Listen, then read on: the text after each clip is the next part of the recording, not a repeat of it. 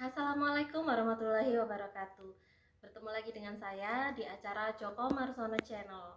Kali ini kita akan membahas topik tentang Idul Fitri kaitannya dengan inner beauty. Topik ini pernah saya dengar di acara pengajian yang diisi oleh Bapak Joko Marsono, pengajian Syawalan 1444 Hijriah yang lalu. Saya rasa topik ini sangat menarik ya untuk kaum muda, kaum milenial sekarang. Yuk kita wawancara Bapak Joko Marsono untuk lebih lanjut. Selamat sore Bapak Joko Marsono. Selamat sore, Assalamualaikum warahmatullahi wabarakatuh. Saya mendengar tentang isi dari pengajian Bapak Joko Marsono beberapa waktu yang lalu kaitannya dengan Idul Fitri dan inner beauty. Sebenarnya makna Idul Fitri itu seperti apa ya Bapak Joko Marsono? Begini, kalau kita bicara Idul Fitri, sebenarnya kalau bisa saya atau boleh saya sampaikan dengan bahasa yang sederhana, ada 4, yaitu yang disebut dengan Lebaran, Leburan, kemudian Luberan, dan Laburan. Saya uraikan satu-satu supaya gampang saja ini. Lebaran artinya kita sudah selesai menjalankan perintah agama, yaitu puasa sebulan penuh. Tujuan puasa seperti yang diperintahkan di dalam surat Al-Baqarah ayat 183, diwajibkan kita berpuasa sebulan penuh supaya kita menjadi orang yang takwa. Tujuan utama puasa itu satu, yaitu hanya untuk menjadi takwa, yaitu taat menjalankan perintah agama dan taat juga untuk tidak melanggar perintah agama. Nah, kalau tadi saya katakan ada 4 itu, yaitu Lebaran berarti kita sudah selesai menjalankan itu, sudah barang tentu juga itu beserta rangkaiannya, puasa, kemudian juga ada ibadah-ibadah yang lain, kemudian juga kita diwajibkan untuk sodako, zakat, dan sebagainya. Kemudian yang kedua adalah leburan. Maksudnya adalah leburan itu saling memaafkan satu dengan yang lain, karena menurut riwayatnya dalam hadis Nabi dikatakan bahwa setelah puasa kita akan menjadi orang yang bersih dari dosa, diampuni seluruh dosanya seperti bayi yang baru lahir. Nah, pada saat ini ada 3 hal yang disampaikan kepada kita, yaitu kita harus berbakti kepada orang tua, berbakti antara istri terhadap suami, dan juga saling memaafkan antar umat. Umat apapun kita harus saling memaafkan, harus kita selesaikan itu permasalahan itu. Jangan ada dusta di antara kita, saling memaafkan satu dengan yang lain. Kemudian yang ketiga itu yang disebut dengan luberan. Luberan itu merupakan juga kewajiban di dalam menjalankan ibadah puasa itu, bahwa kita harus peduli sama orang lain, kita menjalankan sedekah, kita menjalankan namanya zakat, baik itu zakat mal maupun zakat fitrah dan sebagainya.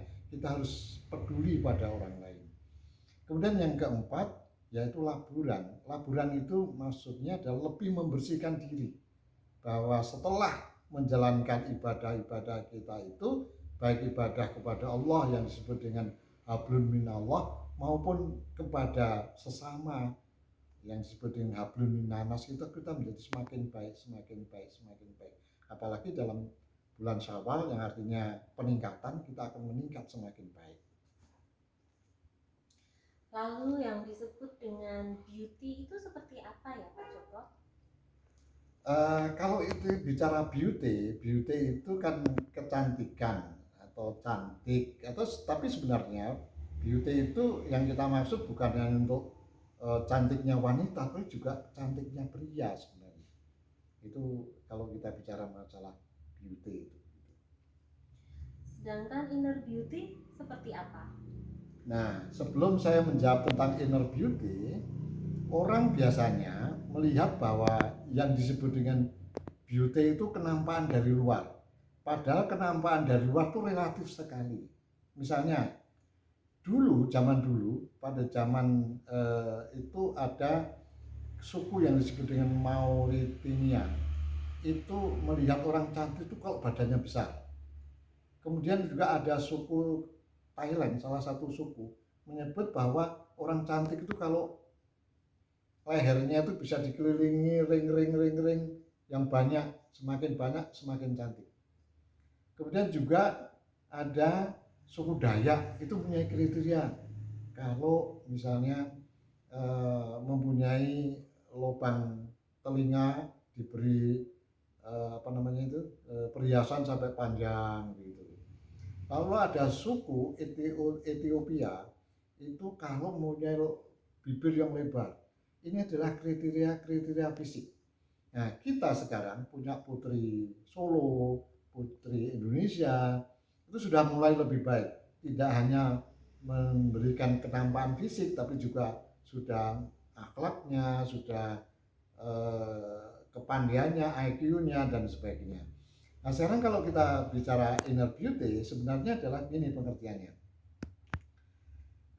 Sebelum saya menjawab ini, saya bertanya dulu, pernahkah Anda ketemu dengan orang yang belum pernah biasanya ketemu, tapi begitu akrab, begitu enak? Itu pertama. Lalu yang kedua, pernahkah kita melihat orang, baik laki-laki maupun perempuan, kita ketemu dandanannya biasa saja, tetapi kalau kita ketemu sebentar saja, rasanya sama dengan ketemu bidadari, sama seperti ketemu bidadara. Bidadara itu kalau bidadari laki-laki gitu, rasanya nyaman, enak, dipandang itu masuk ke hati, itu rasanya manis gitu. Itu udah inner beauty sebenarnya. Semakin menarik saja ya pembahasannya Pak Joko Marsono. Bisa dijelaskan lebih jelas lagi Pak Joko? Begini, inner beauty itu sebenarnya kalau diterjemahkan bukan sekedar kalau kita lihat itu lalu kenampakan fisik seperti bagaimana rambutnya, wajahnya, kulitnya, tingginya, bukan itu. Tetapi inner beauty itu bisa kita lihat dari kecantikan akhlaknya, kecantikan pikirannya, dan kecantikan jiwanya. Tiga hal itu terangkai di dalam satu pengertian inner beauty. Dalam kaitannya dengan puasa atau Idul Fitri, karena Idul Fitri itu adalah rangkaian dari puasa, maka tiga-tiganya ini ada di dalam waktu pada saat kita menjalankan ibadah itu. Dengan ibadah kita itu, maka kita ada pemikiran-pemikiran yang disebut dengan bagusnya akhlak ibadah.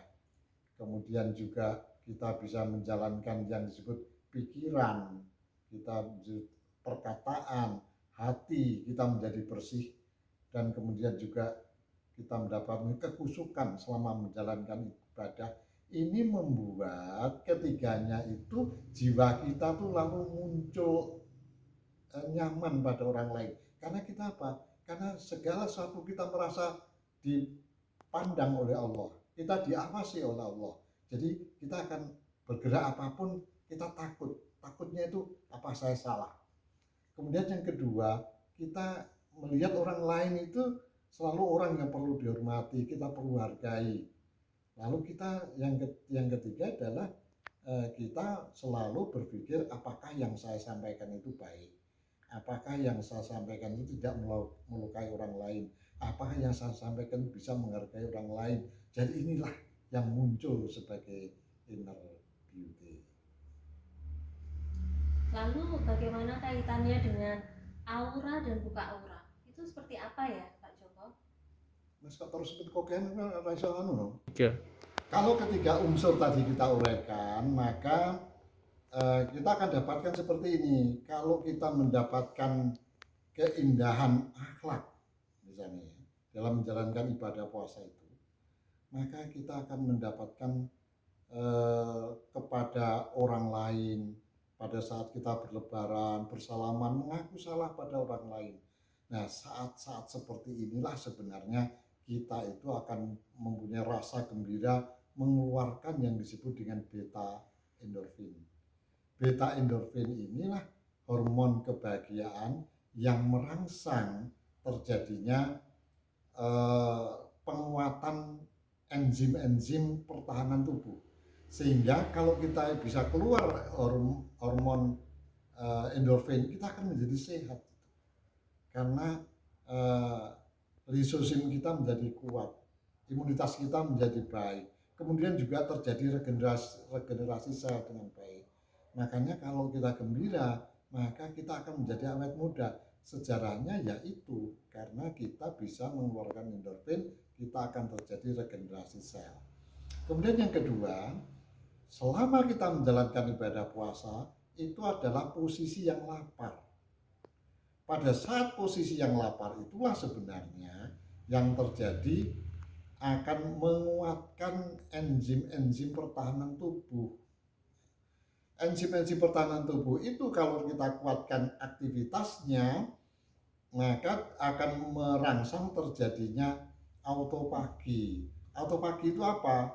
Autofagi itu adalah terjadi daur ulang sel. Jadi ada permajaan sel, sehingga itu akan awet muda. Kemudian juga di samping permajaan sel sudah itu juga pertahanan. Nah, biasanya lapar ini terjadi autofagi, kemudian juga disertai dengan apoptosis. Apoptosis itu adalah bunuh diri sel sendiri. Jadi kalau ada sel-sel kanker misalnya terjadi dalam tubuh, itu akan bunuh diri kalau diaktifkan karena kita lapar tadi.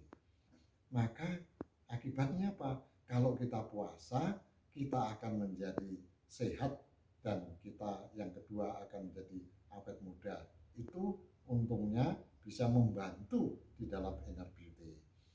Kemudian yang ketiga, kalau kita sudah menjalankan tadi namanya lapar, kita menjalankan namanya kusuk, kemudian yang ketiga itu kita bisa menjalankan berakhlak dengan baik, itulah sebenarnya kaitan yang disebut dengan inner beauty. Lalu bagaimana kaitannya dengan aura dan buka aura? Itu seperti apa ya Bapak Joko? Begini, kalau aura itu diyakini dimiliki oleh semua orang sebenarnya. Itu adalah gambaran abstrak seseorang, bahwa orang itu indah dipandang, bahwa itu baik untuk dilihat, bahwa itu menarik untuk kita perhatikan. Ini adalah aura. Dan ini gambaran umum seseorang, kaitannya dengan kesehatannya, kaitannya dengan budi pekertinya, kaitannya dengan rasa gembira yang mereka miliki, kaitannya dengan pencerminan kebersihan hati, itu adalah aura. Tetapi aura ini dari waktu ke waktu sering mengalami penurunan atau erosi. Erosinya karena apa? Karena kesehatannya, karena rasa emosi yang berlebihan, karena kurangnya istirahat misalnya. Itu mengurangi aura. Makanya ada pengertian untuk bagaimana mengembalikan aura itu, dan itu biasa dikenal dengan buka aura. Nah, sekarang permasalahannya, buka aura itu sebenarnya apa? Buka aura itu sebenarnya adalah mengembalikan seseorang yang terjadi penurunan aura untuk kembali kepada aura yang inner beauty itu. Nah, sudah tentu yang dijalankan adalah satu, mengembalikan kondisi kesehatannya dengan cara yang baik, kemudian juga hati, pikiran dilapangkan, dan yang ketiga yang tidak kalah pentingnya adalah bagaimana kita dibantu oleh seorang yang ahli main teknologi untuk mengembalikan seseorang itu supaya mengeluarkan hormon endorfin, supaya merangsang sel-sel tubuh itu menghasilkan enzim-enzim pertahanan, enzim-enzim yang mengaktifkan sel-sel regeneratif itu.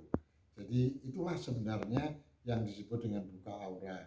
Buka aura itu membantu dilakukan oleh ahli main teknologi untuk membantu seseorang mengembalikan aktifnya enzim-enzim itu, karena itu bisa dilakukan sebenarnya.